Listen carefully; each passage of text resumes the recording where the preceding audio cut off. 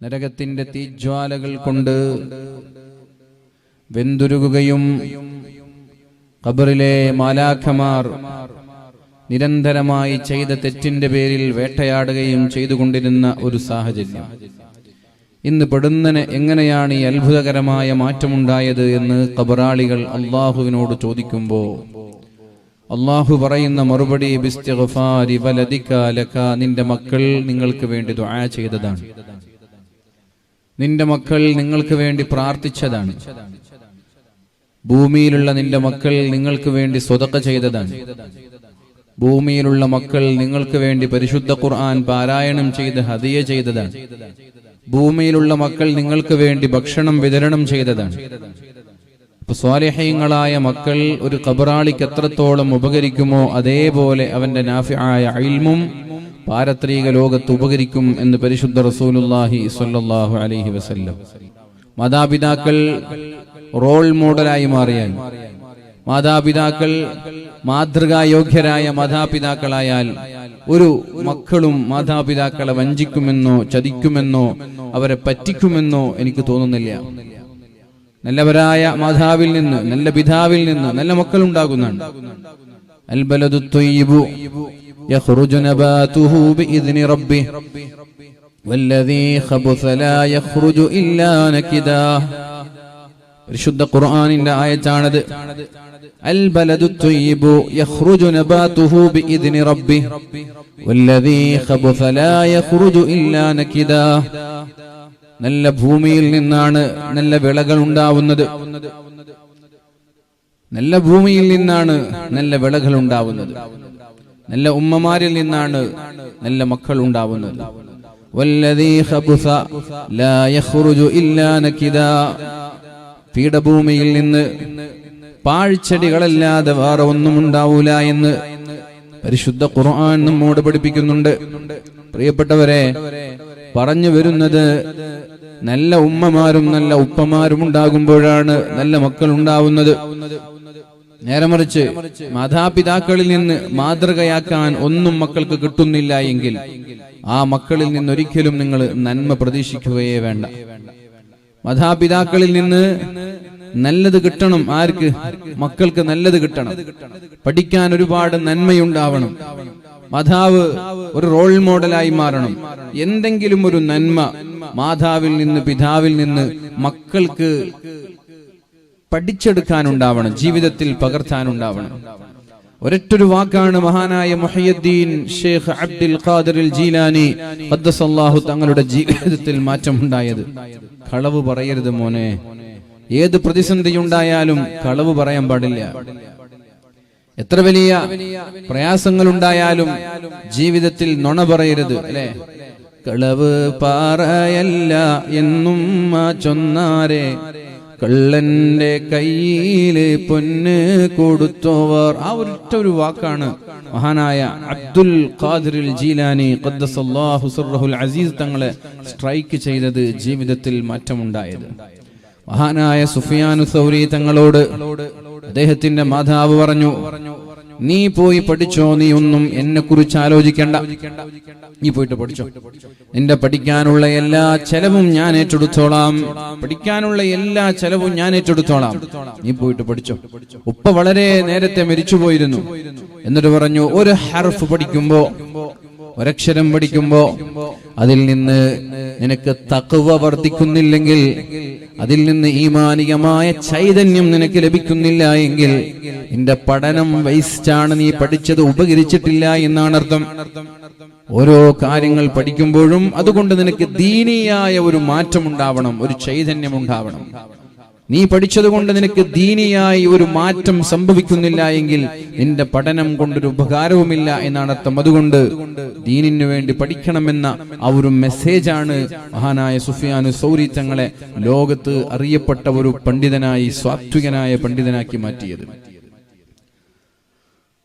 അപ്പൊ ഉമ്മമാരിൽ നിന്ന് സ്ട്രൈക്ക് ചെയ്യുന്ന ചില സംഭവങ്ങൾ ആർക്ക് കിട്ടണം? മക്കൾക്ക് കിട്ടണം. മൗലാന മുഹമ്മദ് അലി ജൗഹർ, അലാമ ഇഖ്ബാൽ, ഇവരൊക്കെ ഇന്ത്യയിലെ പ്രശസ്തരായ നേതാക്കന്മാരാണ്, സ്വാതന്ത്ര്യ സമര സേനാനികളാണ്. ഇവർക്കൊക്കെ ജീവിതത്തിൽ മാറ്റങ്ങൾ ഉണ്ടായത് ഉമ്മമാരുടെ ഉപദേശമാണ്.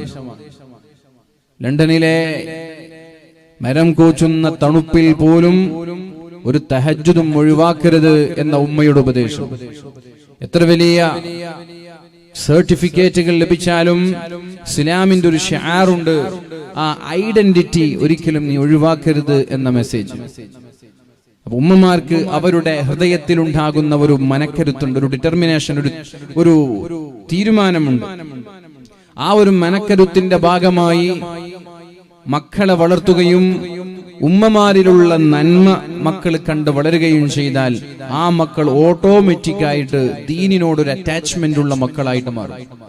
മാതാപിതാക്കൾക്ക് തന്നെ ദീനിനോട് അറ്റാച്ച്മെന്റ് ഇല്ലെങ്കിലോ പിന്നെ മക്കൾക്കുണ്ടാകുമെന്ന് ആരും പ്രതീക്ഷിക്കാനും പാടില്ല. അപ്പൊ അതുകൊണ്ട് പരിശുദ്ധ ഖുർആൻ പറയുന്നത് വൽ ബലദു ത്വയ്യിബു യഖ്റുജു നബാതുഹു ബിഇദ്നി റബ്ബി, നല്ല ഉമ്മമാരിൽ നിന്നാണ് നല്ല മക്കൾ ഉണ്ടാവുന്നത്. അപ്പൊ നമ്മളൊക്കെ ശ്രമിക്കേണ്ടത് എന്താണ്? നല്ല ഉമ്മമാരായി മാറാനാണ് നമ്മളെല്ലാവരും ശ്രമിക്കേണ്ടത്.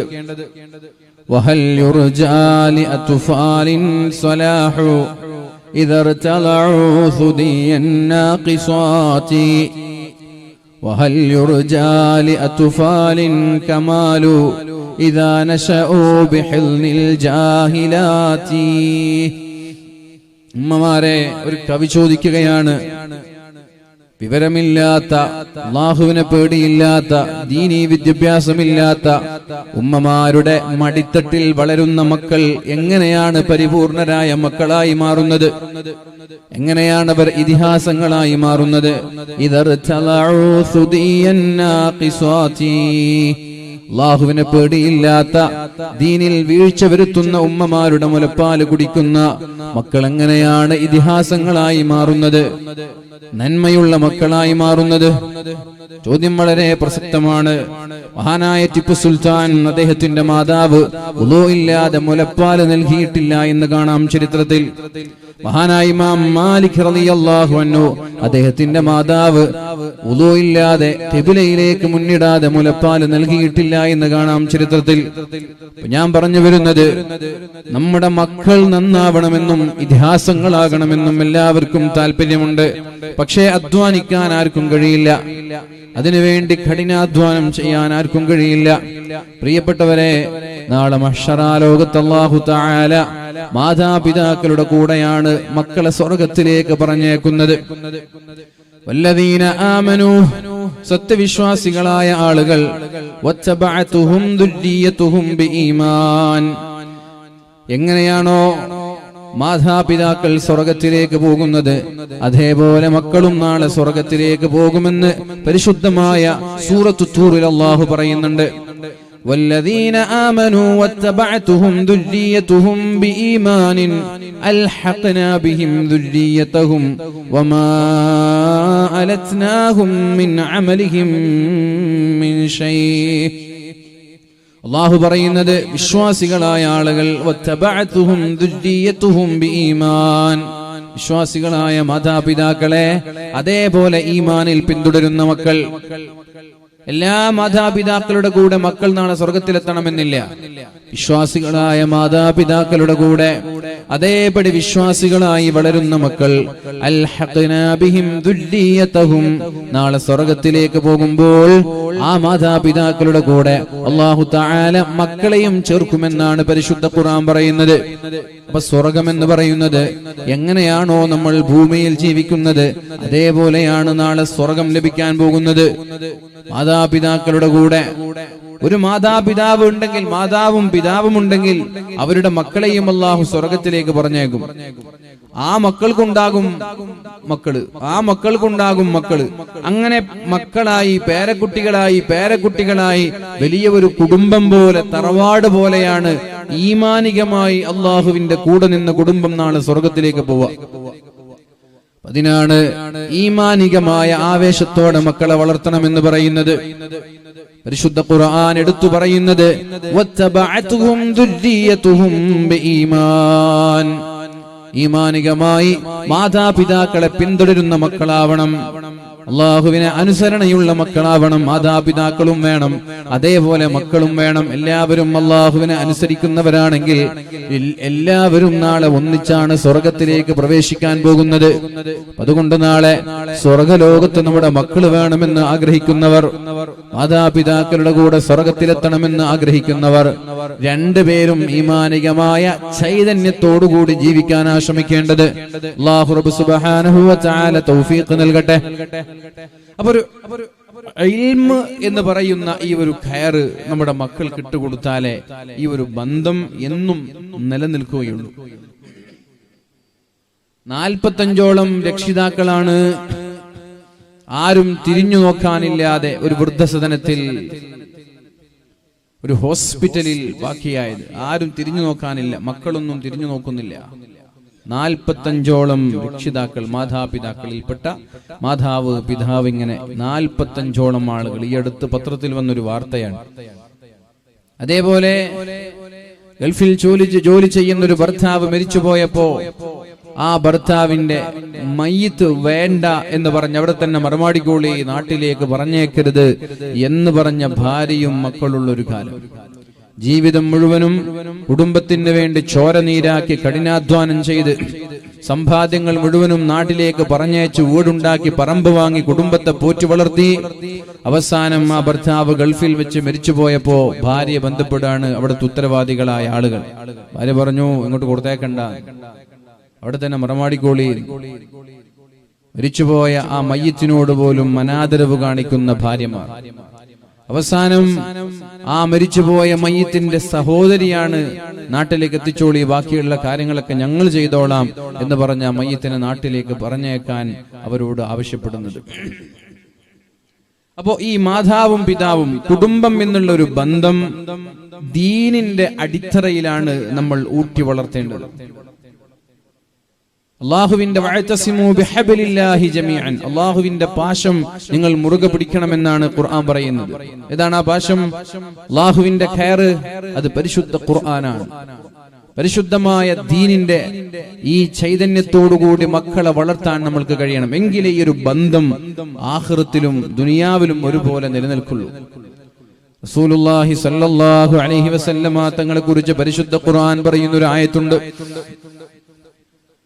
പരിശുദ്ധ ഹബീബിനോട് അല്ലാഹു തആല പറയുന്നത്, ഫബിമാ റഹ്മത്തിൻ മിനല്ലാഹി ലിൻത ലഹും വലൗ കുൻത ഫല്ലൻ ഗലീലൽ ഖൽബി ലൻഫല്ലൂ മിൻ ഹൗലിക്. നബിയേ, നിങ്ങൾ ജനങ്ങളോട് കാരുണ്യത്തോടെ പെരുമാറിയത് കൊണ്ടാണ് ആളുകൾ നിങ്ങളോട് മയത്തോടെ പെരുമാറിയത്. ഫബിമാ റഹ്മത്തിൻ മിനല്ലാഹി ലിൻത ലഹും, നിങ്ങൾ ജനങ്ങളോട് കാരുണ്യത്തോടെ പെരുമാറിയത് കൊണ്ടാണ് നിങ്ങൾക്ക് ജനങ്ങളോട് മയത്തോടെ പെരുമാറാൻ സാധിച്ചത്. അലാനൽ കലാമ, സംസാരം സൗമ്യമാക്കുന്ന ആളുകൾക്ക് അല്ലാഹു സ്വർഗത്തിലേക്കുള്ള വഴി എളുപ്പമാക്കുമെന്ന് പരിശുദ്ധ റസൂലുള്ളാഹി സ്വല്ലല്ലാഹു അലൈഹി വസല്ലം. ലിൻത ലഹും എന്ന് പറഞ്ഞാൽ സൗമ്യതയോടെ പെരുമാറുക, മയത്തോടെ പെരുമാറുക, പരുക്കൻ സ്വഭാവമുള്ള ആളുകളായി മാറാതിരിക്കുക.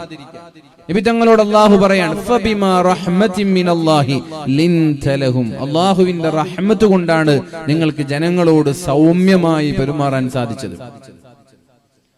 വലൗ കുൻത ഫല്ലൻ ഗലീലൽ ഖൽബി ലൻഫല്ലൂ മിൻ ഹൗലിക്, നിങ്ങളെങ്ങാനും പരുക്കൻ സ്വഭാവത്തിന്റെ ആളുകളായിരുന്നുവെങ്കിൽ ആളുകളൊക്കെ നിങ്ങളിൽ നിന്ന് ഓടിപ്പോകുമായിരുന്നു എന്ന് ഖുർആൻ പറയാണ്. വലൗ കുൻത ഫല്ലൻ ഗലീലൽ ഖൽബി ലൻഫല്ലൂ മിൻ ഹൗലിക്, നിങ്ങളൊരു ഹാർഷായി ജനങ്ങളോട് പെരുമാറുന്നവരാണെങ്കിൽ, പരുക്കൻ സ്വഭാവത്തിന്റെ ആളുകളാണെങ്കിൽ ആളുകൾ നിങ്ങളിൽ നിന്ന് ഓടിപ്പോകും.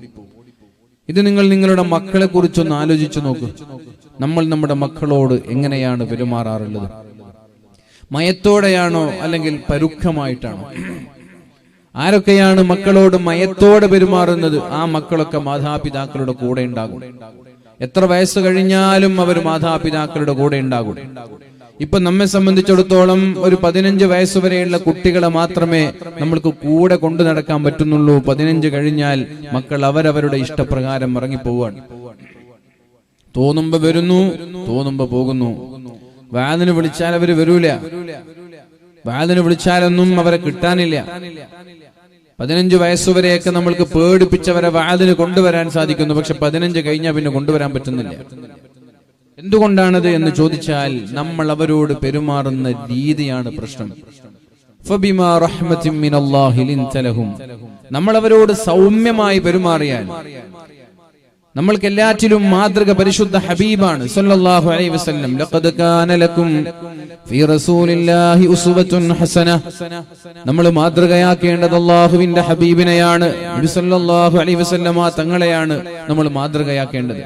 ആ അല്ലാഹുവിന്റെ ഹബീബ് എങ്ങനെയാണ് മക്കളോട് പെരുമാറിയത്, എങ്ങനെയാണ് പേരക്കുട്ടികളോട് പെരുമാറിയത്, എവിടെയെങ്കിലും നബി തങ്ങൾ ദേഷ്യത്തോടെ മക്കളോട് സംസാരിച്ചത് നമ്മൾക്ക് കാണാൻ കഴിയില്ല. എവിടെയെങ്കിലും അല്ലാഹുവിന്റെ ഹബീബായ നബി തങ്ങൾ മക്കളെ അടിച്ചതായി കാണാൻ കഴിയില്ല. ഒരിടത്തുമില്ല. ഭാര്യമാരടിച്ചത്, മക്കളെ അടിച്ചത് എവിടെയും കാണാൻ കഴിയില്ല. അപ്പൊ ആരാണ് നമ്മൾക്ക് നമ്മുടെ പാരന്റിങ്ങിൽ മാതൃകയാക്കേണ്ടത്?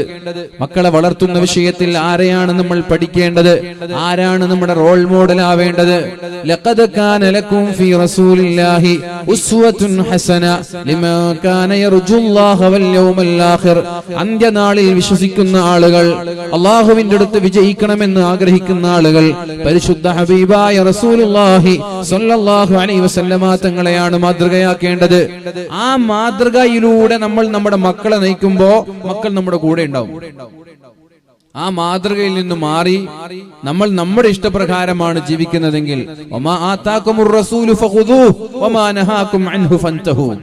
എന്താണോ അല്ലാഹുവിന്റെ ഹബീബായ നബി തങ്ങൾ നിങ്ങളോട് ചെയ്യാൻ പറഞ്ഞത്, എന്ത് ചെയ്യണമെന്നാ പറഞ്ഞത്, എന്ത് ചെയ്യാനാണ് കാണിച്ചു തന്നത്, അതേപോലെ ചെയ്യണം. വമാ നഹാകും അൻഹു ഫൻതഹു.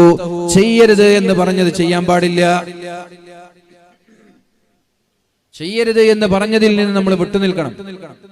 ചെയ്യാൻ പറഞ്ഞത് ചെയ്യണം. അങ്ങനെ ഈ പരിശുദ്ധ ഹബീബിന്റെ മാതൃകയാക്കി ജീവിക്കാൻ നമ്മൾക്ക് കഴിഞ്ഞാൽ നമ്മുടെ മക്കളൊക്കെ 15 കഴിഞ്ഞാലും നമ്മുടെ കൂടെ ഉണ്ടാവും. അല്ലെങ്കിൽ മക്കളൊക്കെ നമ്മെ വിട്ട് പോകും.